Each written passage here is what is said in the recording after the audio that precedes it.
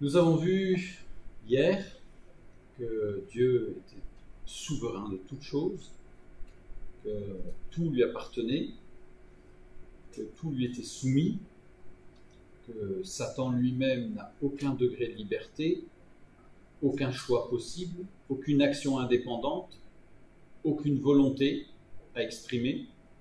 Il est dans une soumission, dans un esclavage total vis-à-vis de Dieu. Nous avons vu aussi que l'homme était totalement soumis à Dieu en toutes choses, et que Dieu, dans son amour, son intelligence, donnait par grâce la possibilité à l'homme d'avoir un choix responsable quant à son salut pour l'éternité ou non. Maintenant, aujourd'hui, nous allons voir deux attributs de Dieu qui, dans nos traductions, sont assez choquantes. C'est-à-dire qu'on rencontre plusieurs textes, plus de 500, qui nous parlent de la colère de Dieu. Certains textes nous laisseraient même à penser que nous aurions un Dieu non seulement coléreux, mais parfois qui paraîtrait même être colérique. C'est-à-dire que, nous allons prendre quelques exemples ensemble, on voit que quelqu'un qui fait une action, une bonne action, comme par exemple Uza qui veut retenir l'arche qui tombe, qui est transportée sur un char, l'arche va tomber alors par réflexe bienveillant, il met la main pour le retenir, et là il est foudroyé sur place.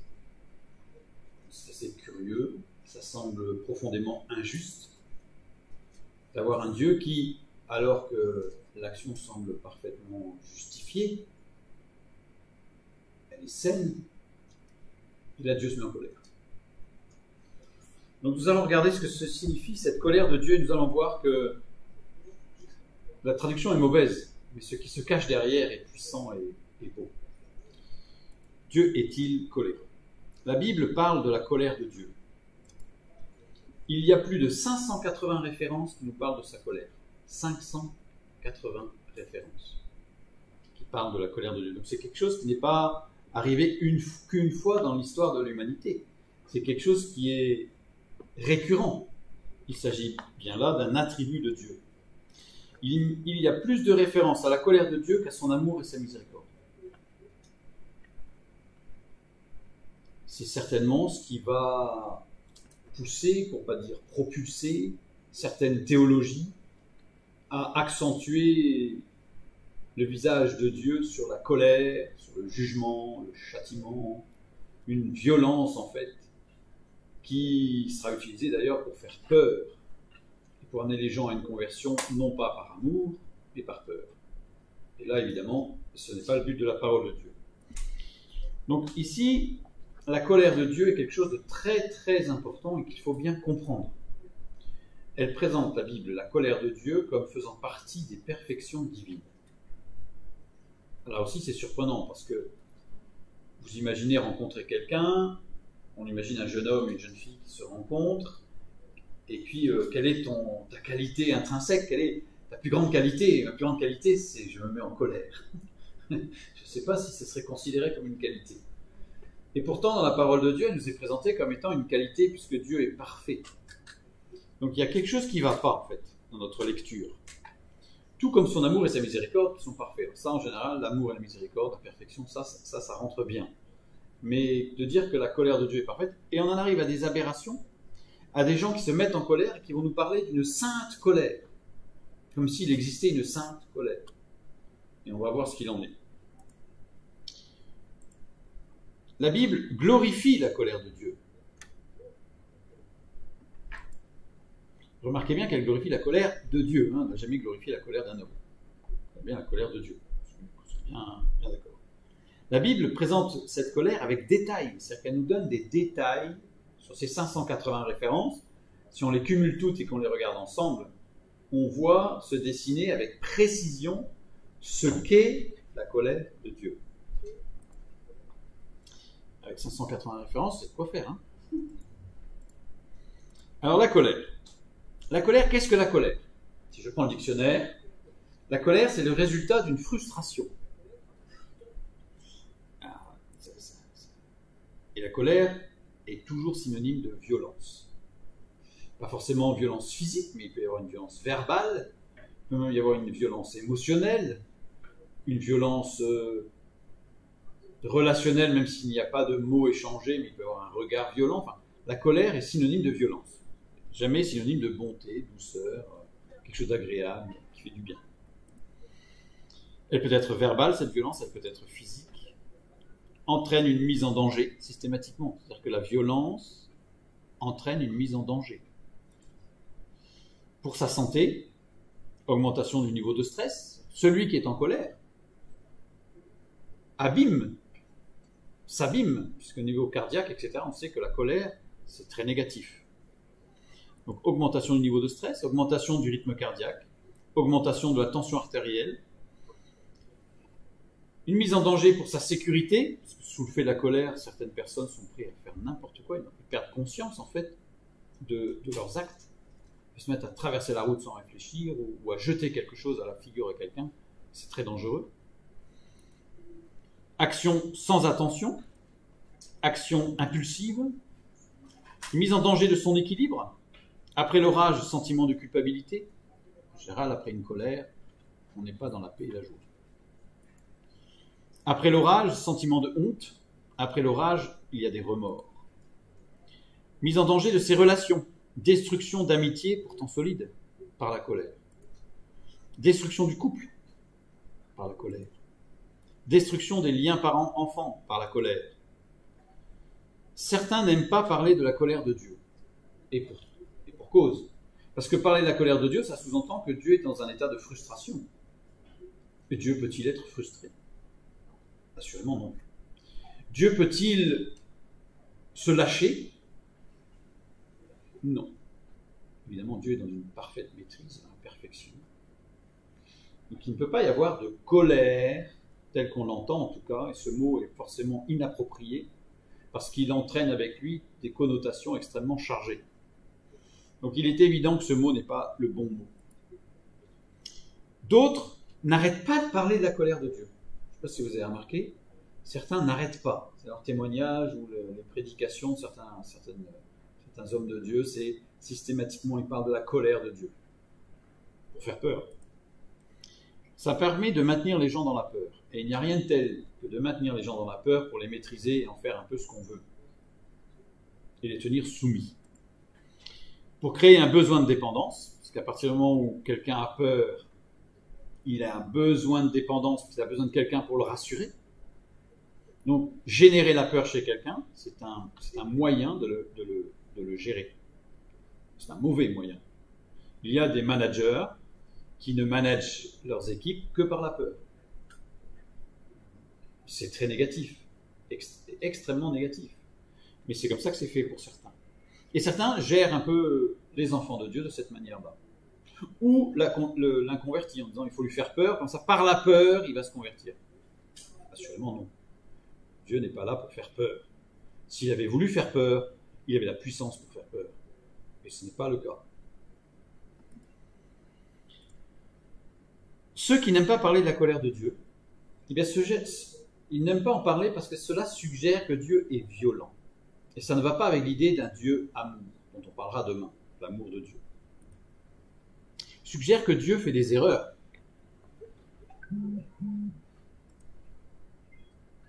Suggère que Dieu peut rompre une relation par la colère. Donc on ne peut pas parler de ça, c'est trop négatif. Ces personnes vont parler de l'amour de Dieu. Alors ceux qui ne supportent pas de parler de la colère de Dieu vont parler de l'amour de Dieu en permanence. Alors que, comme on l'a vu, l'amour de Dieu est beaucoup moins présent dans la parole de Dieu que la colère de Dieu. Donc il y a bien un problème en fait. Un problème qu'on va lever aujourd'hui, bien sûr, par le texte biblique. Or, l'homme fait beaucoup d'erreurs par amour. Par amour, on fait des bêtises. Manque de rigueur, manque de justice, manque de justesse. Par amour, faiblesse. Bref, l'amour est quelque chose de bon, bien entendu. Mais par amour, on peut faire des erreurs. Donc, insister sur l'amour de Dieu, ça amène à des considérations où Dieu manquerait de justice.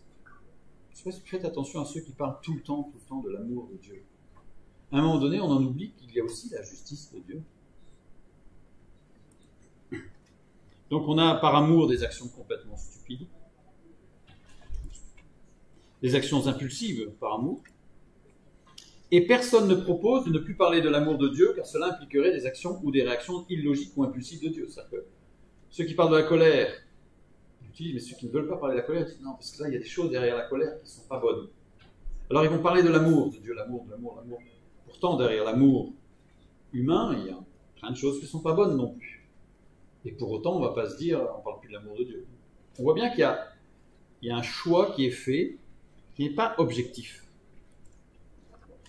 La colère, je l'ai mis entre guillemets cette fois-ci, fait partie des attributs parfaits de Dieu.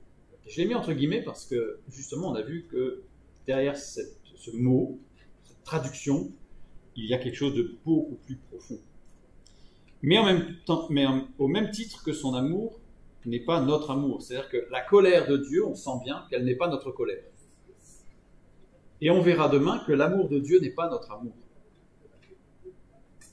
C'est-à-dire qu'on va projeter, on a une tendance à projeter sur Dieu notre image, alors que nous devrions prendre sur nous l'image du Fils de Dieu.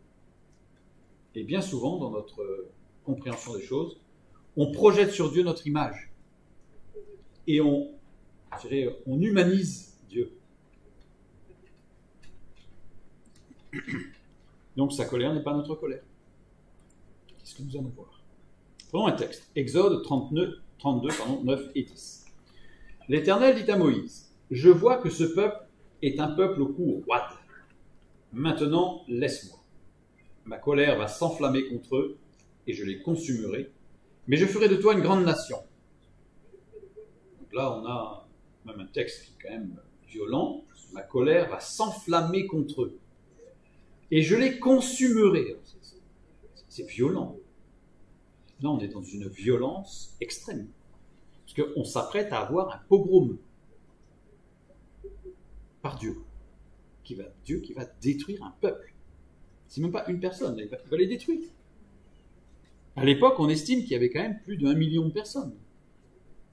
Vous imaginez un charnier.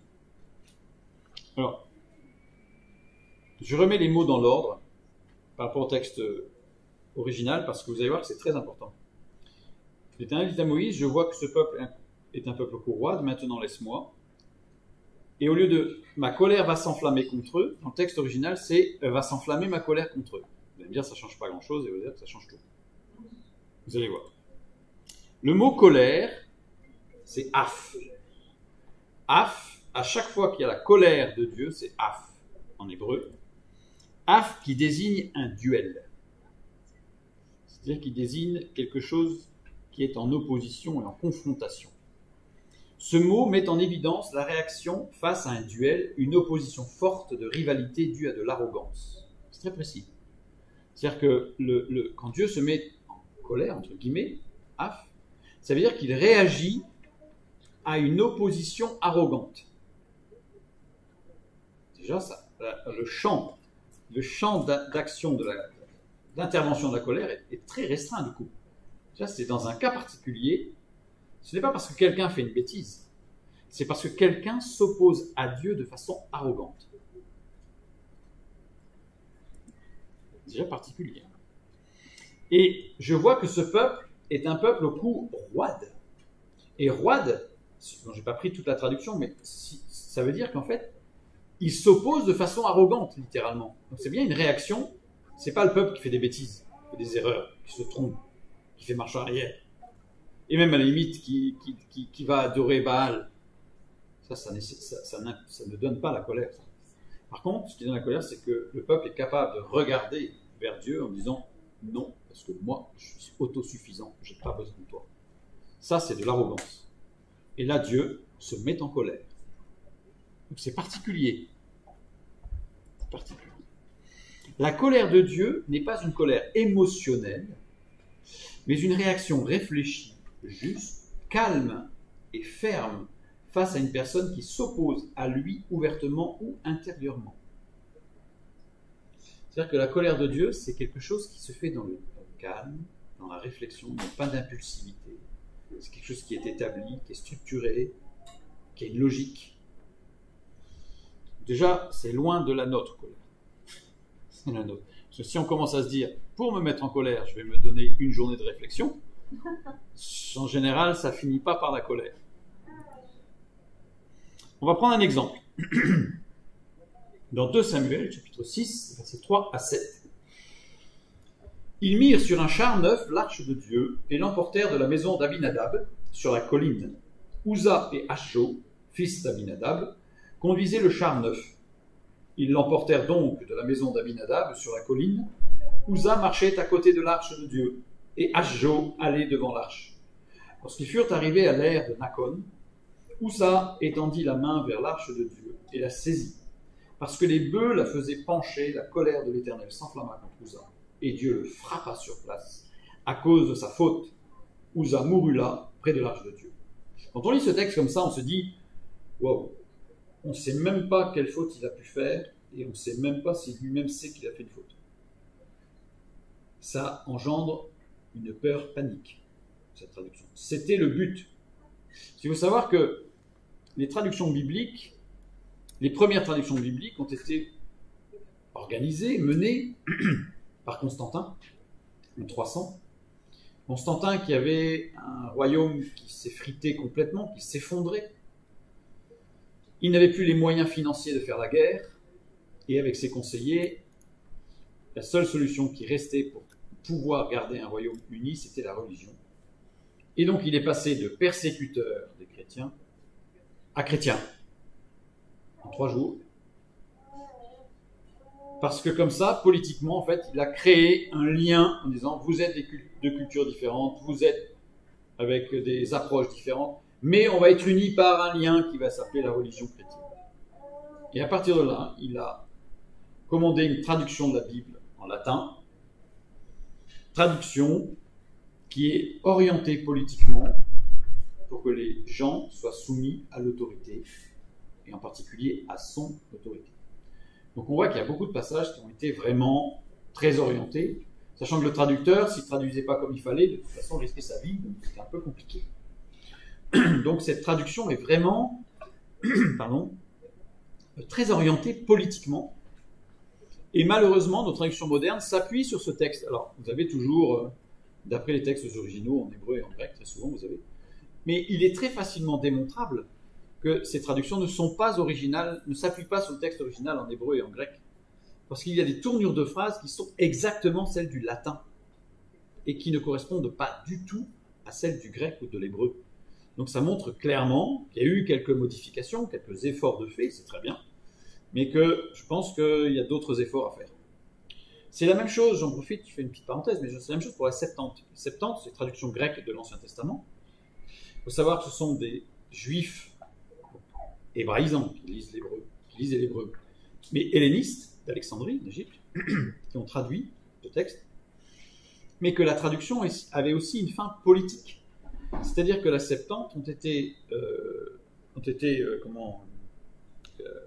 traduites parce que le pharaon de l'époque, il lui avait été dit que les Juifs avaient un culte qui était en opposition à l'autorité égyptienne, avec entre autres des sacrifices d'enfants, etc. Et donc, il s'apprêtait à tuer énormément de Juifs. Il y avait 100 000 Juifs qui étaient faits prisonniers et qui allaient être massacrés. Et donc, ces rabbins ont dit à l'empereur, enfin au pharaon, stop, on va traduire le texte en grec pour que vous puissiez le lire dans votre langue et que vous vous rendrez compte que ce n'est absolument pas un texte contre le pharaon. Donc, cependant, le texte a été adapté à la lecture du pharaon, parce que par exemple, dans le Lévitique, il est parlé des animaux impurs, et il est parlé par exemple du lapin qui est impur.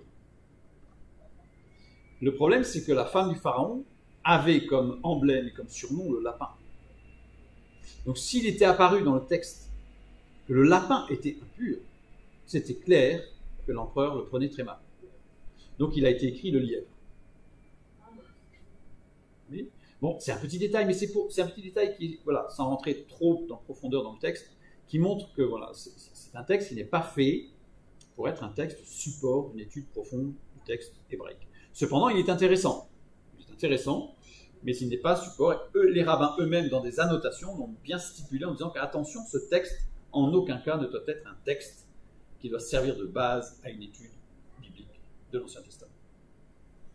Et aujourd'hui, malheureusement, on a des traductions qui s'appuient sur la Septante en disant que c'est plus clair. C'est plus dangereux surtout. Bref, je reviens sur notre texte. Ce texte tel qu'il est traduit nous semble vraiment...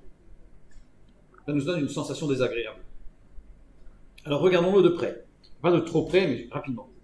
La colère de l'Éternel, c'est Af. Donc Af, ça veut dire que ce mot, on a dit, fait apparaître une relation de duel entre Dieu et Uza. Cela signifie clairement que l'état de cœur de Uza ne lui permettait pas d'accomplir ce service pour Dieu, car il était en révolte, dans une sorte de duel intérieur avec Dieu. Sinon, ce n'est pas ce mot qui aurait été employé. Déjà là, hop, on a une précision sur l'état spirituel et l'état de cœur de Uza. Il était en opposition à Dieu. Terme particulièrement employé tout au long de l'histoire d'Israël avant l'intervention des prophètes. C'est-à-dire qu'à chaque fois que Dieu se met en colère, Af réagit face à une opposition. Dans les jours, mois qui suivent, Dieu va envoyer un prophète qui va exhorter le peuple. Parce que qu'est-ce qu'un prophète, bibliquement parlant?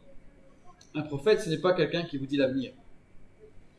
La parole de Dieu nous dit qu'un prophète, c'est celui qui donne une parole de Dieu pour permettre de comprendre les choses. Rien à voir avec un diseur de bonne aventure. Un prophète, c'est celui qui donne des paroles de Dieu pour que la personne qui écoute, ou les personnes qui écoutent, puissent avoir une compréhension d'un événement, d'une situation, qui va peut-être se produire. Mais ce n'est pas un diseur de l'avenir, c'est juste quelqu'un qui va donner des clés de compréhension d'un événement, d'une situation, d'un questionnement. C'est ça, tout simplement. Ce n'est pas plus que ça. Donc on revient sur notre texte. Je remarque sur la page pour bien garder que c'est un texte qui est particulièrement employé tout au long de l'histoire d'Israël avant l'intervention de prophètes. C'est-à-dire que là, si Dieu se met en colère comme ça, avec ce mot Af, avec Uza, ça veut dire qu'il va y avoir l'intervention d'un prophète derrière. Mais là, le texte ne permet pas de le comprendre. On l'a vu tout à l'heure, puisque le texte nous dit qu'il est mort sur place.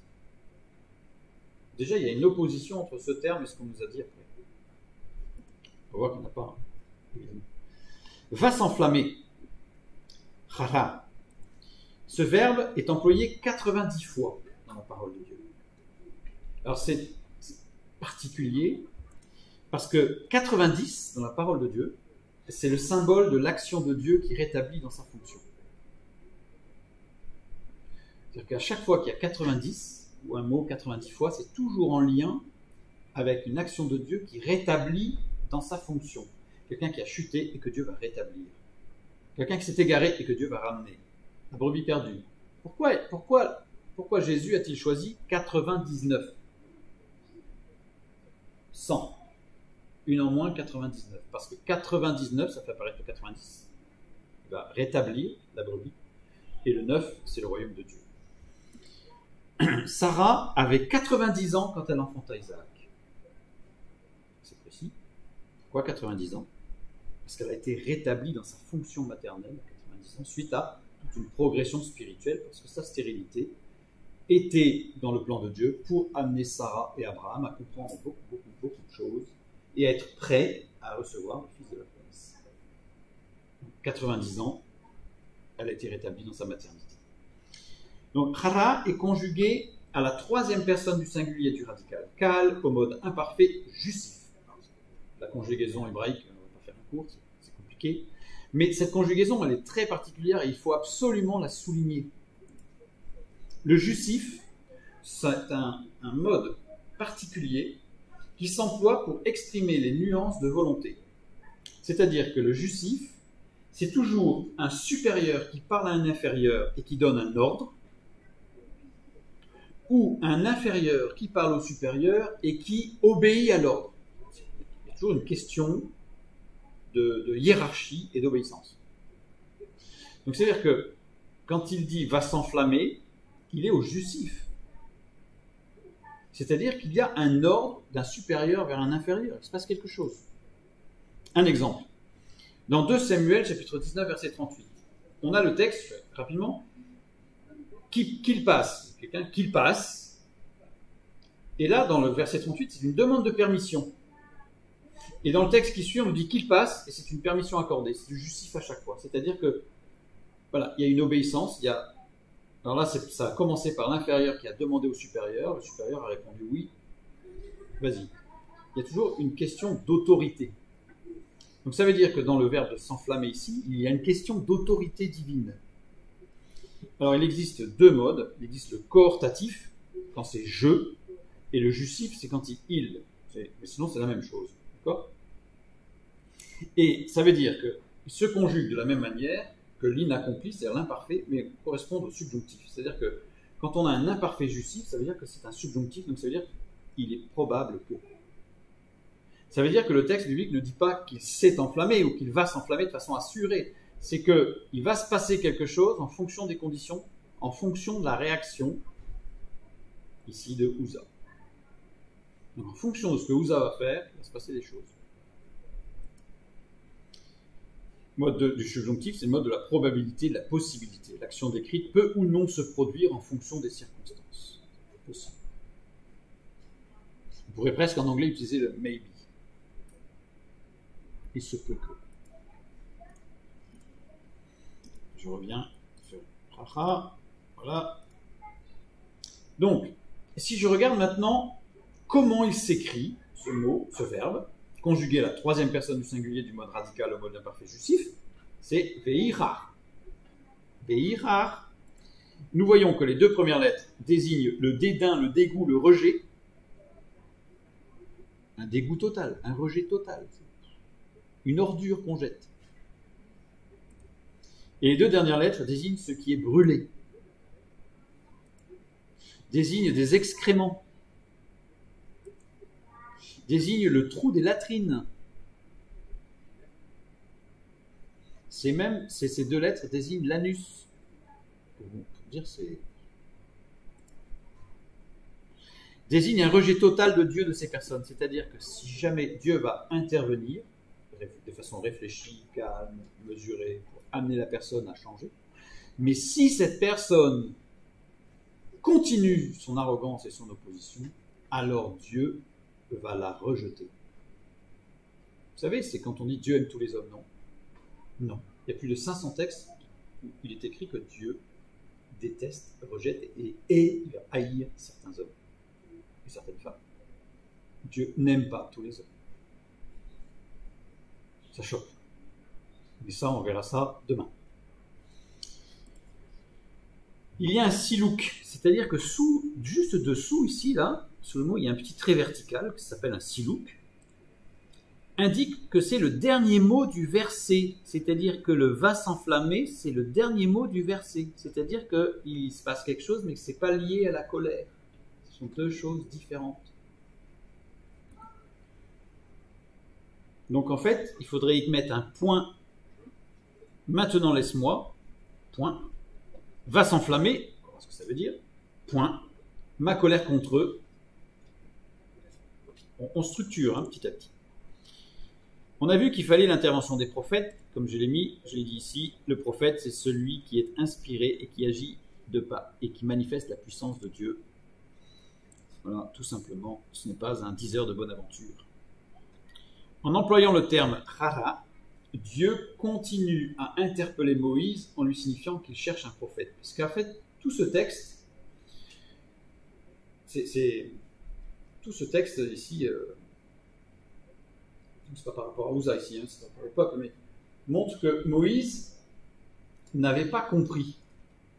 Et donc Dieu a conduit le peuple, qui n'avait pas compris non plus, à manifester le veau d'or, parce que Dieu est souverain, pour amener le peuple à réaliser qu'il a vraiment besoin d'une relation d'intimité avec Dieu, et en même temps pour amener Moïse à comprendre ce que c'est que d'aimer son peuple. Et en plus, le texte biblique nous montre que, ça c'est pour le veau d'or, que le veau d'or a été généré par ce qui a été traduit par le ramassis de gens qui ont suivi. Vous savez, quand Israël est sorti, quand le peuple hébreu est sorti d'Égypte, il nous dit qu'il y avait un ramassis. C'est une très mauvaise traduction, parce que ramassis c'est très péjoratif, ça donne l'impression que c'est des miséreux, c'est pas terrible. Alors qu'en fait, le texte littéral nous montre que ceux qui ont suivi sont des gens de la famille royale, c'est-à-dire de la famille adoptive de Moïse, que Moïse a accepté dans le peuple alors qu'il ne faisait pas partie du peuple. Et que Moïse, en fait, a émotionnellement s'est dit « Ah, quand même !» Et il les a laissés venir. En plus, le texte biblique nous montre qu'ils avaient des boucles d'oreilles, et le terme employé nous montre que c'était des boucles d'oreilles qui avaient le hank, c'est-à-dire c'était des boucles d'oreilles qui signifiaient « je suis », et qui étaient le symbole de la vie, mais ce n'est pas Dieu. Ça ressemblait, c'était comme, mais ce n'était pas. Ce qui fait que c'est toute l'infiltration du peuple par des choses qui ont l'air d'être vraiment bien. Mais en fait, ce n'était pas.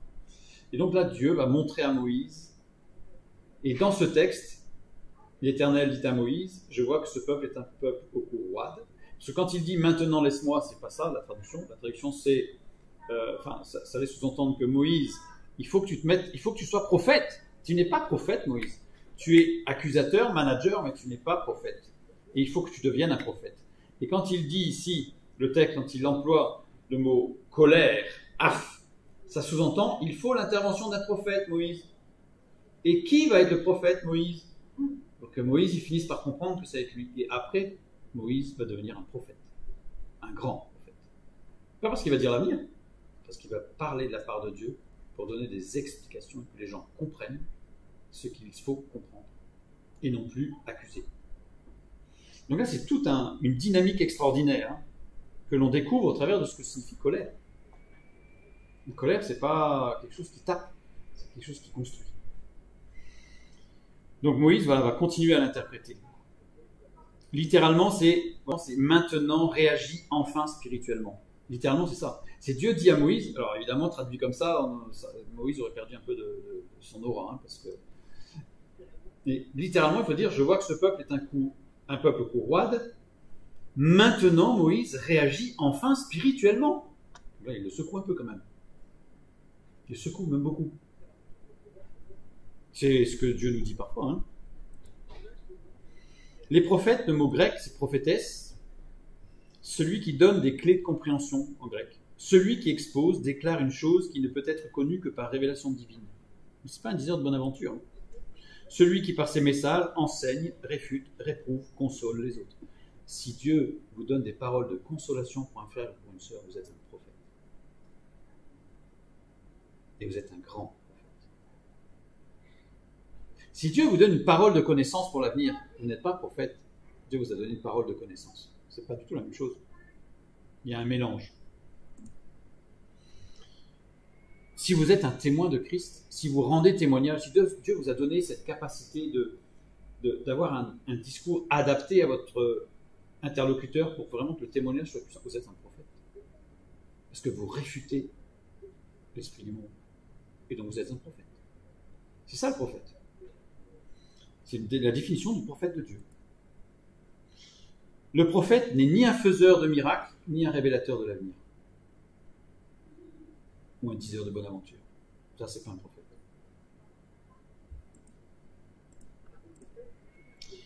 Je les consumerai.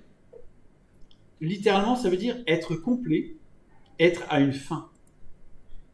Il est conjugué au radical piel et au mode imparfait. Radical piel, ça veut dire que c'est jusqu'au boutiste. C'est dans le moindre détail. C'est jusqu'au plus petit. C'est pas en gros, vite, rapidement. C'est quelque chose de précis. Et l'imparfait, c'est-à-dire que c'est quelque chose de continu. C'est pas une action unique. C'est quelque chose qui va se faire dans le temps, qui va se continuer, qui va se construire. Voilà. Donc, je les consumerai, c'est pas ça du tout en fait. Je les amènerai à une complétude. Littéralement, c'est ça. À une fin, mais à un but. Le traducteur a vu, je les amènerai à une fin, bon, ils vont mourir quoi. Oui, on va tous mourir. Un jour. C'est sûr. Dès la naissance, on sait qu'on a une fin. Mais Dieu a une autre fin pour nous. Mode imparfait, action, processus inaccompli, radical piel, c'est quelque chose qui est répété de façon intensive. Regardons cette lecture de consumer. la première lettre, le kaf, avec un dagesh, le kaf pointé, désigne le cri du corbeau. Alors, le cri du corbeau, dans la parole de Dieu, le corbeau a une place très particulière. C'est lui que Noé va lâcher, par exemple, à l'arche. Pourquoi il a lâché un corbeau? Les corbeaux sont des animaux très, très intelligents. Mais ce qui est intéressant chez le corbeau, c'est que le croissement du corbeau est différent s'il s'agit de corbeaux de sa famille, d'un groupe de jeunes adultes ou de rivaux. C'est-à-dire qu'en fait, il a un croissement qui s'adapte complètement à ce qu'il a autour de lui. C'est-à-dire qu'il a une façon de s'exprimer qui est adaptée à si c'est sa famille, si ce sont ses amis ou si ce sont des rivaux ou des ennemis. Il n'a pas le même croissement. Quand il détecte la présence d'autres corbeaux hostiles ou d'autres oiseaux inconnus, le corbeau croisse et émet des sons brefs et bas que les ethnologues interprètent comme une tentative de se faire passer pour plus grand et plus menaçant. C'est-à-dire qu'il a vraiment une capacité à s'adapter dans la manière de s'exprimer. Face au même groupe ou à la famille, les croissements sont fréquents et répétitifs, mais pas stridents comme un salut amical. Le croissement des corbeaux sert également à alerter leurs homologues d'un danger imminent. Il prévient les autres. S'il voit un danger, il prévient les autres. Une des façons dont les corbeaux perçoivent le danger est quand ils voient un corbeau mort. Dans ces circonstances, ils émettent une série de puissants cris qui peuvent être désagréables comme une alarme pour le reste du groupe, et que s'il y a un corbeau mort dans un champ, il vole, il voit un corbeau mort, il prévient les autres et tous les autres vont faire un détour en disant qu'il y a peut-être un problème. Donc le corbeau est un animal qui est extrêmement actif au niveau de la protection, de l'intervention de tout le groupe. Et comme dans le cas des mammifères, les corbeaux transmettent des informations à leur descendance. C'est-à-dire qu'on a remarqué que le corbeau, s'il s'est rendu compte qu'à un endroit, c'était très dangereux parce qu'il y avait des chasseurs, par exemple, et qu'il y avait beaucoup de corbeaux qui mouraient là, par un moyen qu'on ne connaît pas, ils vont transmettre à leurs enfants que là, c'est dangereux et qu'il ne faut pas aller là. C'est-à-dire que l'image du corbeau dans la Bible, c'est l'image de celui qui prévient. Celui qui prévient. Renferme les deux dernières lettres donc de Kala, renferme l'idée d'une direction donnée à la vie. C'est-à-dire qu'en fait, ce mot, c'est une intervention pour prévenir afin de donner une direction à sa vie. C'est exactement le message de Dieu, ce mot. Il est conjugué donc au radical piel du mode imparfait cohortatif. Cette proposition se situe dans la suite du cas où Moïse réagit en tant que prophète. C'est-à-dire que c'est du cohortatif. Ça veut dire qu'en fait, ce texte dit si toi, Moïse, allez, tu réagis enfin spirituellement, et si tu agis spirituellement, si tu deviens prophète, alors le peuple changera de vie, changera de direction, et tu pourras les driver, comme on dit, dans un terme moderne, mais driver spirituellement plutôt qu'avec une main de fer. Tu vas les driver spirituellement et eux pourront arriver à être complets. C'est toute cette dynamique dans cette phrase, et non pas une colère. Dieu interpellera, alertera, avisera, travaillera le peuple avec insistance et précision, car celui-ci intégrera le peuple de Dieu. Celui-ci, c'est ce Erev Rav, ce peuple que Moïse a laissé intervenir, a laissé rentrer. Eh bien, Dieu ne dit pas « on va les tuer ». Il dit à Moïse « comporte-toi non plus émotionnellement, mais spirituellement vis-à-vis de cette famille adoptive que tu as fait venir, et réagis et interpelle-les spirituellement. Et je te dis, c'est une promesse que Dieu fait là à Moïse, et je te dis que si on agit comme ça ensemble, toi prophète et moi qui vais t'inspirer, alors je te dis, ils intégreront le peuple de Dieu. Ils deviendront enfants de Dieu. Mais ne réagis plus émotionnellement, réagis spirituellement. Et à partir de ce moment-là, le Erev Rav, on n'entend plus parler. Il a intégré le peuple de Dieu parce qu'il y a eu une réaction spirituelle de Moïse. C'est ça le mot colère. C'est toute cette dynamique. C'est toute cette vision que Dieu donne. Vous voyez, je crois que le mot colère est très mal choisi. La colère de Dieu est une réaction de celui-ci qui mène à la remise en cause pour aboutir à un choix responsable. C'est-à-dire que Dieu, il ne se met pas en colère. Il a plutôt tendance à dire « Allez mon pauvre, je pense que tu ne te rends pas vraiment compte de ce que tu fais. » Alors il met en place des circonstances, ça peut être une maladie, ça peut être la mort d'un proche, ça peut être des circonstances, un accident, n'importe quoi. Dieu seul est puissant, il gère, il sait ce qu'il faut. il fait ce qu'il faut pour que la personne soit amenée à réaliser son positionnement. Et le texte nous montre que, et si une fois que cette personne a été amenée à réaliser, qu'elle a réalisé, et que malgré tout, dans son choix responsable, elle dit non, alors le texte nous dit que cette personne sera définitivement rejetée. Tu veux te débrouiller tout seul? Eh bien, tu es tout seul. Mais à ce moment-là, il est rejeté. C'est grave.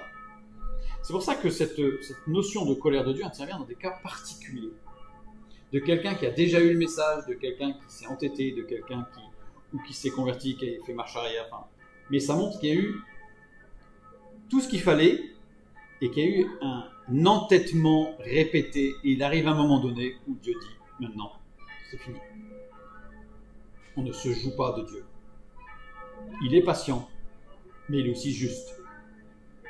Et il est juste avec tout le monde. C'est-à-dire que tout le monde a la même justice. Dieu est parfait. 2 Samuel 6, 5 à 7. On revient maintenant. Là, on a fait un premier exemple. Pour mieux le comprendre, on est allé voir l'exemple de Moïse avec le peuple, avec le veau d'or. C'est un petit passage sur le veau d'or. Parce que c'était plus facile de le comprendre. Maintenant, on revient sur Uza. Alors, reprenons les mots. Parce que si je remets les mots dans l'ordre, regardez ce que ça donne. Ce n'est plus la colère de l'Éternel s'enflamma contre Uza, mais s'enflamma la colère de l'Éternel contre Uza. On a exactement la même structure que pour Moïse. Exactement la même. Raha, Af, c'est la même chose. C'est la même chose. Raha, qui est employé 90 fois, symbole où on rétablit dans sa fonction. Uza était serviteur de Dieu, il était lévite. Et Dieu va l'amener à être remis dans sa position de lévite, de serviteur, malgré son état de cœur. Conjugué à troisième personne du singulier, mode imparfait. Et là, il n'est pas au mode imparfait justif. Parce que vous savez, tout à l'heure, il y avait un jeu entre le peuple et Moïse. Là, il n'y a pas de jeu, là, c'est Dieu et Uza. Il n'y a pas trois là. C'est Dieu et Uza. Il n'y a pas de justif. Vaïrar. Vaïrar, le yod pointé désigne une expérience spirituelle, désigne ce qui est brûlé, désigne des excréments, désigne le trou des latrines. Ça veut dire que ici il y a une petite nuance qui montre que l'expérience spirituelle que fait Uza ne vient pas de Dieu. C'est-à-dire que il veut émotionnellement booster le peuple. Il veut faire, parce que on n'a pas tout donné pour Uza, mais il fait arrêter le char à un endroit très particulier du village. C'est une place où on dansait. C'est une place de fête, et donc c'est lui, quand il a pris l'arche, en fait, il l'a pris et il a donné un coup sec. Le texte montre que il l'a fermement saisi pour imposer aux bœufs de s'arrêter, parce que c'était son attelage. Donc en fait, les bœufs ont compris que là, il fallait qu'ils s'arrêtent, donc ils se sont arrêtés, ils se sont couchés. Parce qu'ils voulaient que l'arche s'arrête là pour faire la fête. Mais c'était une fête qui n'était pas de l'esprit. Il voulait montrer que c'était lui, que lui savait manager, que lui savait, il y avait une expérience de l'esprit, il y avait le souffle de l'esprit, mais il n'y avait pas le souffle de l'esprit. Ce qu'il voulait faire, c'était simplement une expérience émotionnelle forte, mais Dieu n'était pas là. Donc Dieu a réagi. Et nous avons notre silouk, qui indique le dernier mot du verset, et oui, une fois de plus. Mais le mot d'avant a aussi un silouk. J'ai mis le texte ici pour bien montrer. On a le silouk ici, et ici on a un silouk ici. On a notre silouk et le silouk. On a deux silouks. Ça veut dire que les deux mots sont totalement indépendants. Il s'enflamma forme un sens complet, unique. Mais il n'est pas au justif ou au cortatif. Donc qui c'est qui s'est enflammé? C'est pas Dieu. C'est Uza. Dans le texte là, sinon ça aurait été au justif ou au cortatif, comme tout à l'heure. En fait, c'est Uza qui s'enflamme tout seul. Il monte dans les tours, là. Il s'excite. Mais Dieu n'est pas là. Vous voyez, les deux silouks montrent que c'est totalement indépendant. La colère de l'Éternel, c'est après. Mais il s'enflamma, c'est qui il? C'est qui il? On parle de qui dans les phrases d'avant? C'est qui il? Le sujet de toutes les phrases d'avant, c'est Uza. Donc c'est encore Uza. C'est Uza qui étendit la main vers l'arche de Dieu. C'est Uza qui l'a saisi. Et c'est Uza qui s'enflamme. C'est pour ça que ce n'est pas du justif ou du coortatif. Ça ne peut pas être Dieu, là, dans le verbe.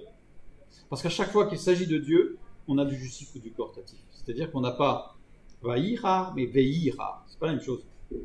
Là, j'ai mis avec 2 Y, par exemple, pour montrer que le iode est doublé. Alors que quand c'est Dieu, il n'y a pas 2.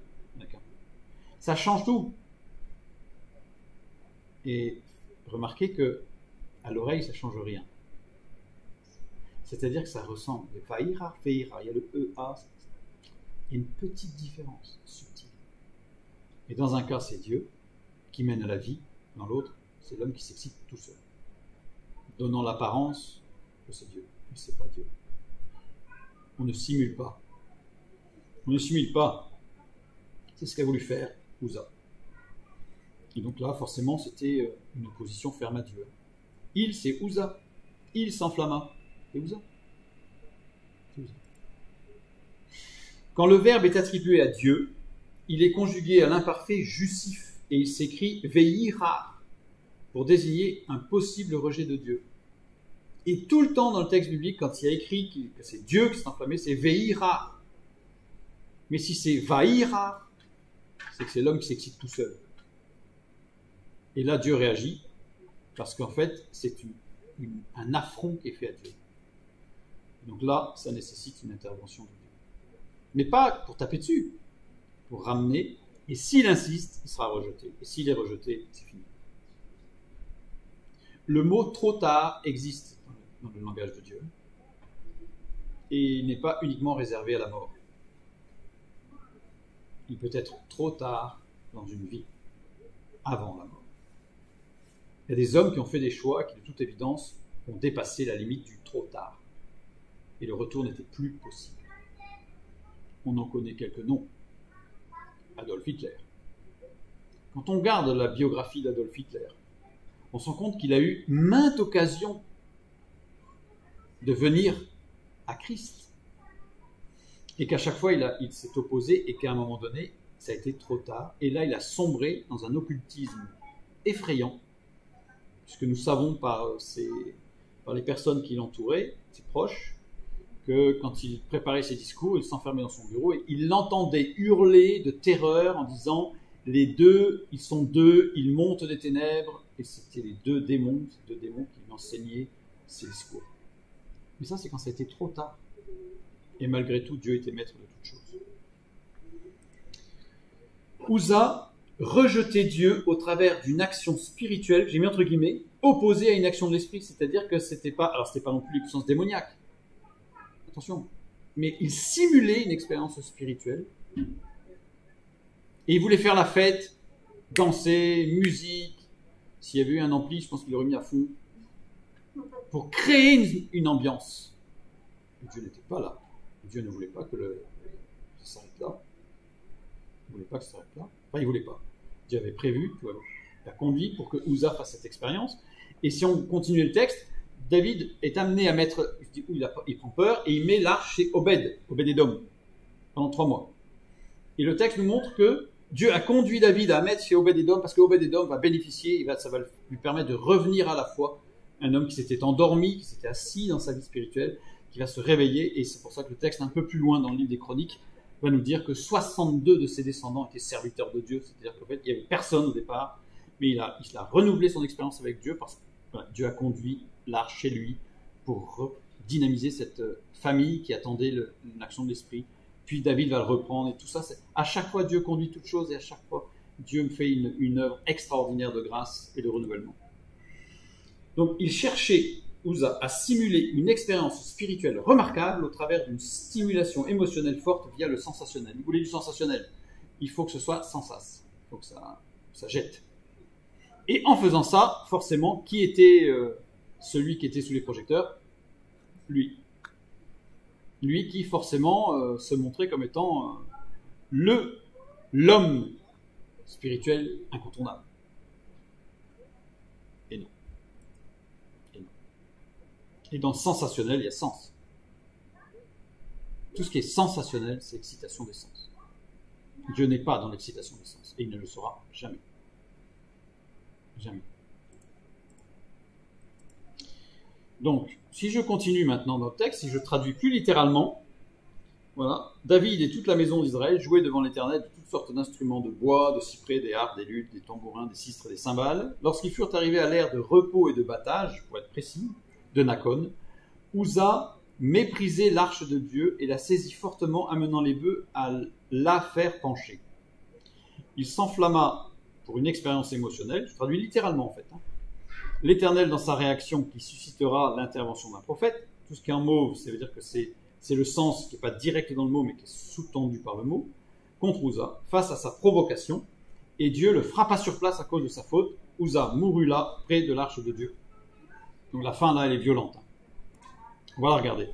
Et Dieu le frappa, naka. Naka, en hébreu, ça veut dire frapper, battre, faire éprouver, une défaite, conquérir, mettre sous le joug.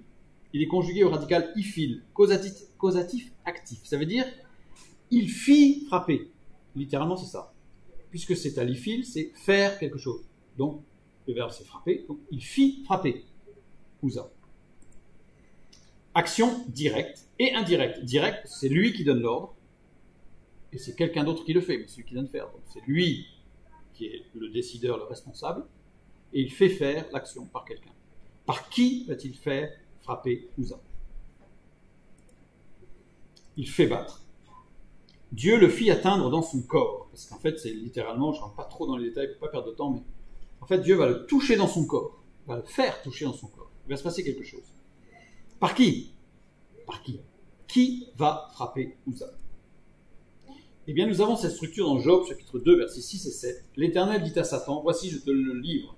Seulement épargne sa vie, et Satan se retira devant la face de l'Éternel. Puis il frappa Job d'un ulcère malin. Le verbe frapper ici, c'est naka conjugué au radical ifil. C'est Dieu qui fit frapper Job. Satan n'avait aucun pouvoir. C'est Dieu qui lui a dit, tu fais ça. Et Satan, il n'a qu'à obéir et il fait ça. Et donc là, on a la même chose. C'est que Dieu a fait intervenir Satan en disant, tout ce qui est négatif, Satan, il est serviteur de Dieu. Vas-y. Mais pas, vas-y, fais ce que tu veux. Tu fais ça. Et il l'a touché précisément là où Dieu voulait. Donc c'est l'Éternel qui fit frapper Job. C'est pas Satan qui tout d'un coup décide de frapper. Comme il veut, quand il veut, comme il veut. Sur place, Cham. Cham désigne le souffle, la respiration. Il a été touché dans son souffle et sa respiration. Il a été atteint d'un mal cardio-respiratoire. On ne sait pas ce que c'était. De l'asthme? On ne sait pas. Mais il a été touché. Parce que le texte avant nous montre que Uza était un homme fort et qui, par sa capacité physique, impressionnait les autres. Et il usait de cette force en disant « Dieu m'a donné cette force pour montrer que c'est moi ». Et là, il a été touché là où il pensait être fort, il a été touché. À cause de sa faute, al en opposition à, pas à cause, en opposition à sa faute, pour s'opposer à sa bêtise, à son erreur. Au travers d'eux, donc, sa faute, shal, ça n'a pas, ça veut dire qu'il n'utilisait que là ce mot. Ces deux lettres, shin, lamed, désignent ce qui est dans la voie du salut, de la tranquillité, du bon ordre, dans la ligne droite qui suit des règles claires. Dieu a touché dans son corps Uza avec un seul but, c'est de le ramener à la tranquillité, au bon ordre, dans la ligne droite, pour suivre les lois de Dieu. C'était pas pour lui taper dessus. Tout le texte en hébreu est clair. C'était pour ramener Uza d'une manière précise, adéquate, exactement ce qu'il fallait pour que Uza soit touché, soit amené à la réflexion et se dire mais qui suis-je en réalité? Dieu a fait intervenir Satan pour atteindre Uza dans son corps au niveau de son système respiratoire, pour l'amener ou le ramener dans la voie du salut, pour l'amener à réfléchir à sa position. Donc on continue. Donc je rajoute à chaque fois ce qu'on voit. Il me reste le dernier morceau de phrase. Uza mourut là. Mouft, ça veut dire mourir. Sauf qu'il est conjugué au mode imparfait. L'imparfait, ça veut dire que l'action n'est pas terminée. L'action, c'est quelque chose qui va se continuer dans le temps. Si ça avait été et mourut là instantanément, ça aurait été au parfait. Une action unique, c'est terminé, il est mort. Mais ce n'est pas le cas. Le texte est à l'imparfait. Ça veut dire qu'on pourrait presque traduire « et il commença à mourir à ce moment-là ». Voilà, la maladie l'a atteint et il a commencé à s'affaiblir à partir de ce moment-là. Là, Cham. Cham désigne le souffle, la respiration. Donc, voilà. Il a commencé à mourir à cause de ça, du mal qui l'a atteint. Uza n'est pas mort sur le coup, mais des suites de sa maladie respiratoire. Remarquez que Uza n'a pas été guéri. Il est mort.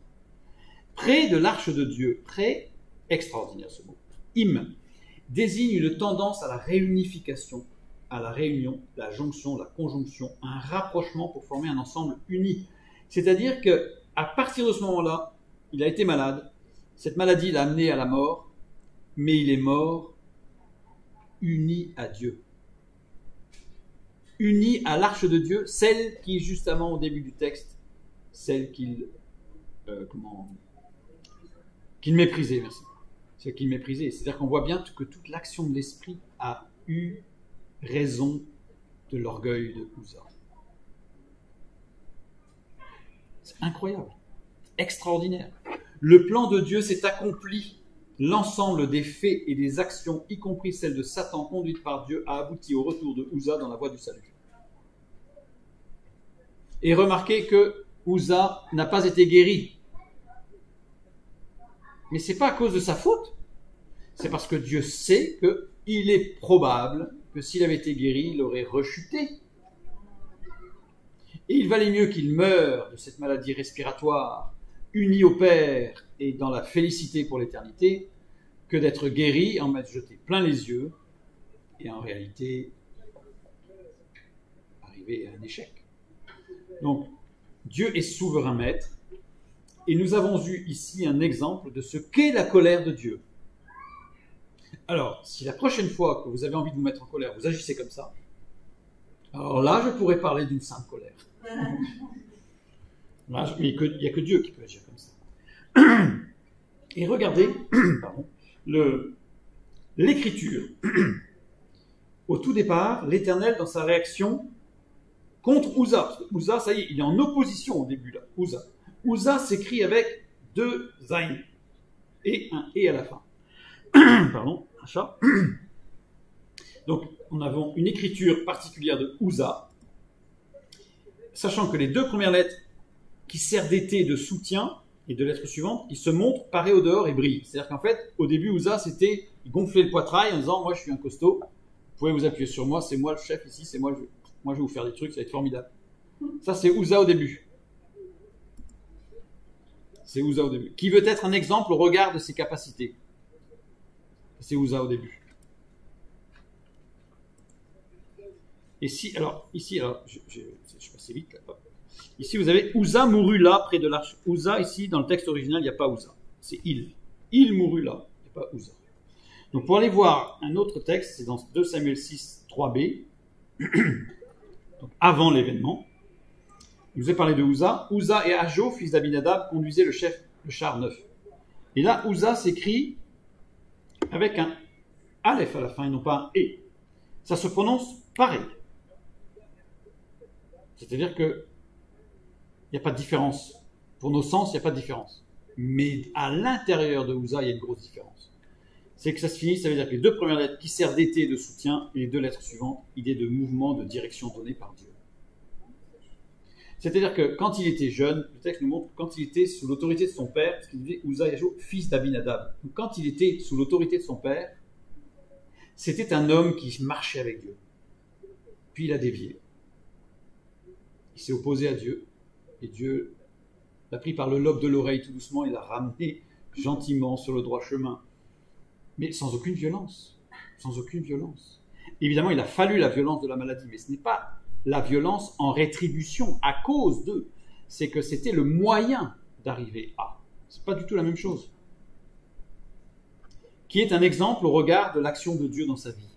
Au départ, Uza était un exemple au regard de Dieu dans sa vie. Et à un moment donné, ça lui a pris la tête. Et il est devenu orgueilleux.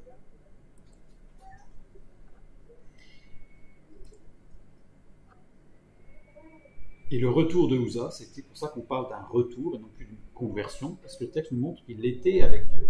Il s'est éloigné de Dieu, et Dieu l'a ramené dans la voie du salut. Ça, c'est la colère de Dieu. Psaume 7, 11. Dieu est un juste juge, Dieu s'irrite en tout temps. Alors là, ce texte-là, il est abominable, parce que Dieu s'irrite en tout temps. Là, on imagine qu'il a la carotide bien gonflée, là.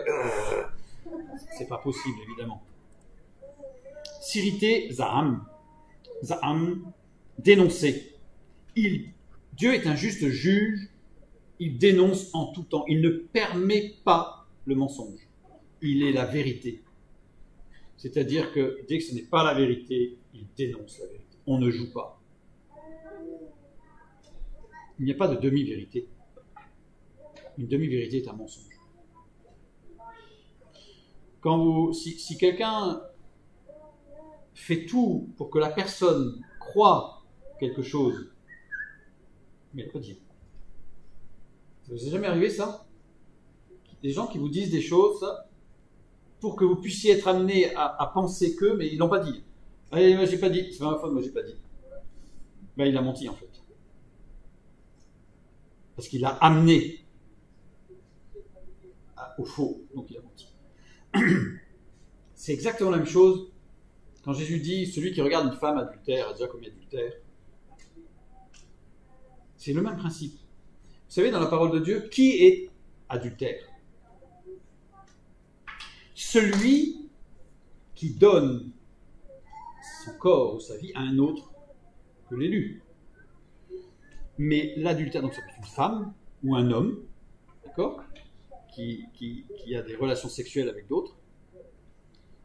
Mais le texte biblique montre que si une femme, par exemple, s'habille d'une manière qui aguiche un homme, et que l'homme, dans sa pensée, chute, cette femme est adultère.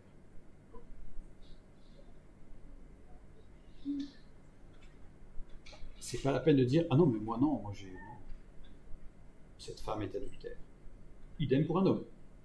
Si un homme qui veut montrer ses muscles sur la plage et qui l'amène à des femmes à chuter, pas forcément à aller imaginer le pire, mais à chuter vis-à-vis de leur compagnon ou je ne sais quoi, cet homme est un adultère. Dieu ne joue pas. Dieu est la vérité, point. Prenons garde. Donc là, c'est ça. Dieu est juste juge parce qu'il ne s'irrite pas, parce qu'il dénonce. Clairement. Pas en hurlant et en décoiffant les gens, mais simplement en annonçant la vérité. Et il va, là non plus, il ne va pas forcément hurler sur la plage ou dans les rues, mais il va amener chacun en particulier à une prise de conscience en permanence. Dieu s'irrite car il est un juste juge. La colère de Dieu est directement liée au jugement du juste juge, parce qu'il connaît toutes choses. C'est-à-dire ce qu'on appelle le châtiment de Dieu. Ah, il y en a qui aiment beaucoup. Ah, il y en a qui aiment beaucoup ça, le châtiment de Dieu. S'il pouvait le placer à toutes les phrases, si ça pouvait remplacer les ponctuations, les virgules et les points, il le mettrait. La colère est donc la justice parfaite de Dieu en action. C'est-à-dire le châtiment de Dieu. Lisons Hébreux 12, 7 à 11. Supportez le châtiment. C'est comme des fils que Dieu vous traite, car quel est le fils qu'un père ne châtie pas? Alors cette phrase, elle est abominable. Mais si vous êtes exempts du châtiment auquel tous ont part, vous êtes donc des enfants illégitimes et non des fils. Donc c'est-à-dire qu'il faut être content de se faire taper dessus, c'est super. D'ailleurs, puisque nos pères, selon la chair, nous ont châtiés et que nous les avons respectés, ne devons-nous pas, à bien plus forte raison, nous soumettre au Père des esprits pour avoir la vie? Notre Père nous châtiait pour peu de jours, comme il le trouvait bon. Mais Dieu nous châtie pour notre bien, afin que nous participions à sa sainteté. Il est vrai que tout châtiment semble d'abord un sujet de tristesse et non de joie, mais il produit plus tard, pour ceux qui ont été ainsi exercés, un fruit paisible de justice. Je ne sais pas si vous êtes déjà fait châtier de façon violente, mais je ne suis pas sûr que même plus tard, vous ayez trouvé ça génial. Il faut vraiment se forcer, quoi. Évidemment, parce que le texte biblique a été forcé. Parce que le mot châtiment, ici, paideia. Paideia est un terme grec et qu'on retrouve partout. Châtier, châtiment, c'est toujours le même terme. Dans la littérature chrétienne, et que dans la littérature chrétienne, ce mot a un sens particulier. Et dans tous les autres textes, il a un autre sens. Dans la littérature chrétienne, c'est le châtiment. Dans toute la littérature grecque, et je veux dire qu'il y en a un paquet, éducation morale et intellectuelle des enfants. Ah, rien à voir. Mais rien à voir. Reprenons le texte. Supporter le châtiment. Paideia. Conséquences éducatives négatives. Voilà. Je vais donner un exemple. On imagine une maman qui cuisine. D'accord ? Un bon petit plat. Et elle a un jeune enfant intrigué qui cherche à savoir ce qui se passe. C'est-à-dire qu'elle a un jeune enfant dans la cuisine qui, forcément, il découvre le monde. Donc, il veut savoir ce que fait la maman. Donc, il est intrigué. Donc, il s'approche. Il veut savoir ce qui se passe. Elle explique qu'il ne faut pas toucher la casserole sur le feu. Parce que c'est chaud, on va se brûler. Elle explique. Voire, elle fait approcher la main de l'enfant assez proche pour sentir que c'est de plus en plus chaud, donc pas toucher parce que c'est brûlant. Donc il y a toute une explication éducative, instructive. Elle explique qu'il y a un risque de se brûler. Lui, l'enfant, qu'est-ce qu'il fait? Il cherche à toucher la casserole. À toucher. Voir, ça suffit pas. Il faut toucher. Donc la maman le repousse régulièrement, parce que dès qu'il s'approche pour toucher, non, on repousse l'enfant, on dit non, il ne faut pas que tu touches. À un moment donné, la maman est absorbée par ce qu'elle fait. Elle est en train d'écaler un œuf ou d'aller chercher des légumes dans le réfrigérateur, donc elle ne fait pas attention. Et là, l'enfant, il en profite, il va droit à la casserole, il met la main à la casserole. Tac. Qu'est-ce qui se passe? Il met la main sur la casserole. Qu'est-ce qui lui arrive? Il se brûle. Il se brûle. Est-ce que la brûlure est un châtiment de la mère? C'est ce mot paideia. C'est-à-dire que cette brûlure, c'est une conséquence d'une non-écoute éducative. C'est-à-dire qu'il n'a pas écouté l'enseignement, l'éducation, l'instruction de sa maman. Il a désobéi. Il s'est brûlé. C'est ça. Le mot paideia, c'est ça, c'est une conséquence de notre non-écoute éducative.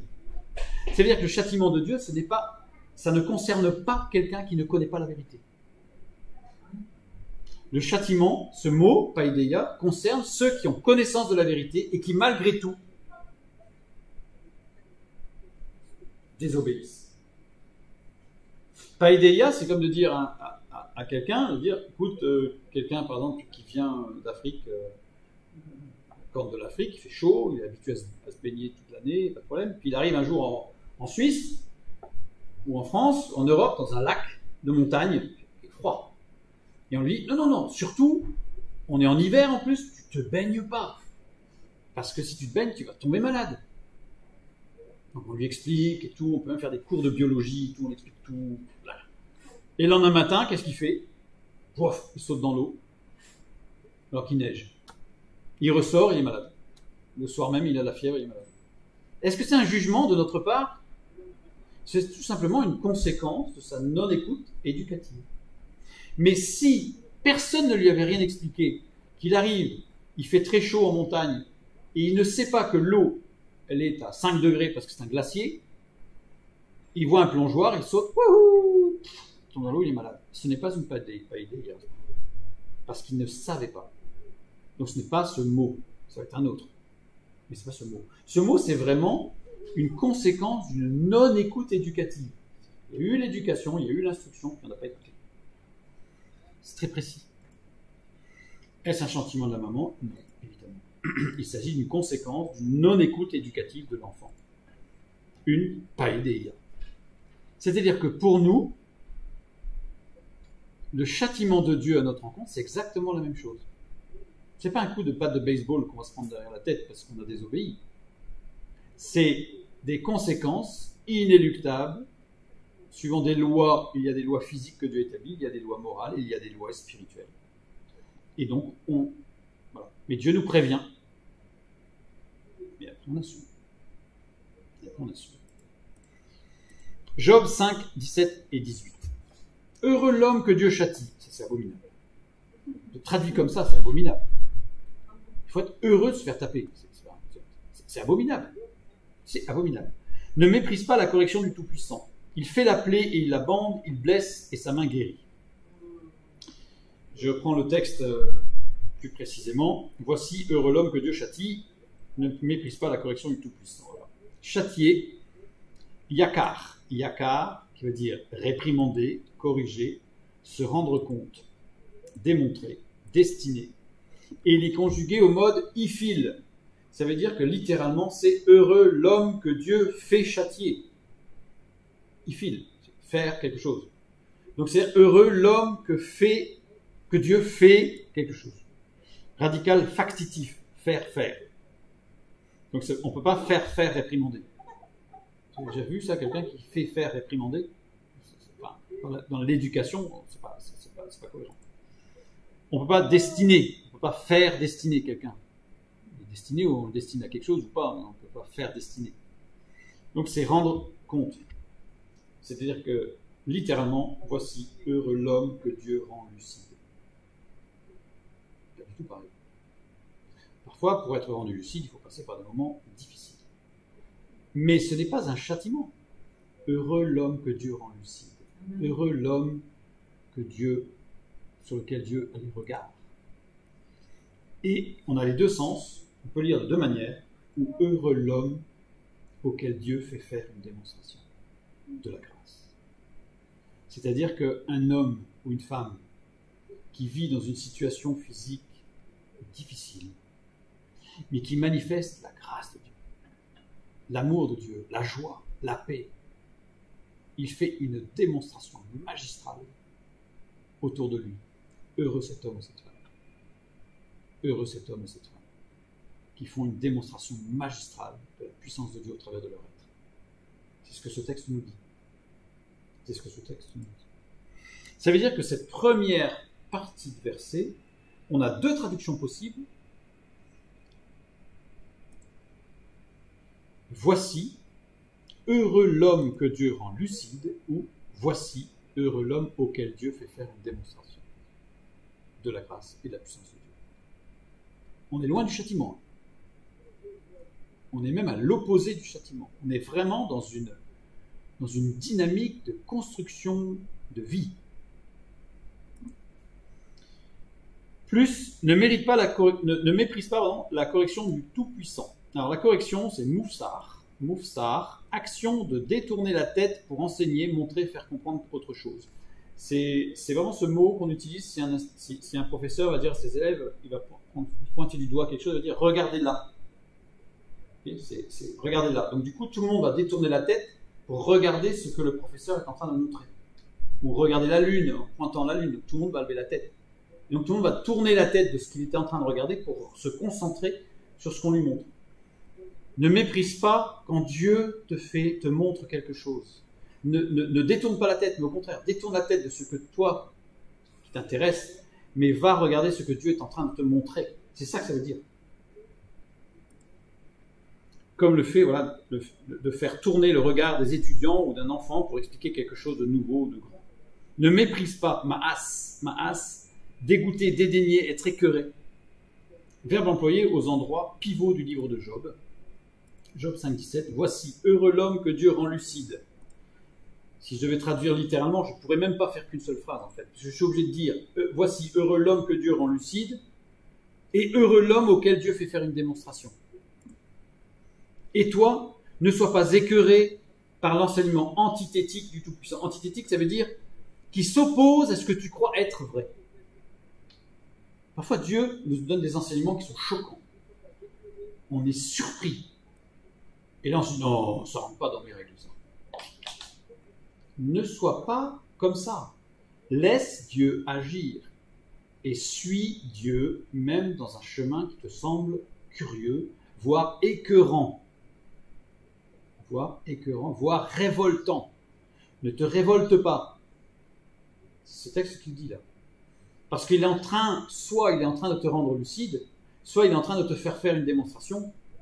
Et je crois que la précision est qu'en fait, ce sont les deux en même temps. C'est-à-dire qu'il est en train de te rendre lucide et en même temps, il est en train de te faire faire une démonstration. C'est-à-dire que tu es un instrument puissant où Dieu agit dans ton cœur et au travers de toi dans le cœur des autres. Heureux l'homme qui vit ça. Ah, là, ça me plaît. Ça, c'est motivant. Parce que heureux l'homme que Dieu châtie. Et en plus, malheureusement, non seulement il y a cette violence derrière ce mot qui a été choisi pour traduire, mais on a surtout la perte de tout l'enseignement de Dieu.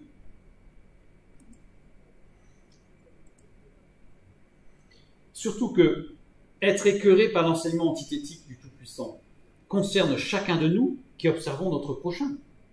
Parce que si notre prochain vit ça, nous non plus, nous ne devons pas être... Parce que le texte, justement, laisse toutes les lectures possibles, en fait. C'est toi qui vis ça, ne sois pas écœuré de ce que Dieu te fait vivre. Mais toi qui vois ton frère qui vit ça, ne sois pas écœuré de ce que ton frère vit, parce que tu vas apprendre. Parce que ça veut dire Dieu est en train de lui faire une démonstration pour tout. C'est un petit verset, mais qui est d'une dynamique extraordinaire. Extraordinaire. Donc, voici heureux l'homme que Dieu rend lucide et auquel il fait faire une démonstration. Ça concerne celui que Dieu enseigne.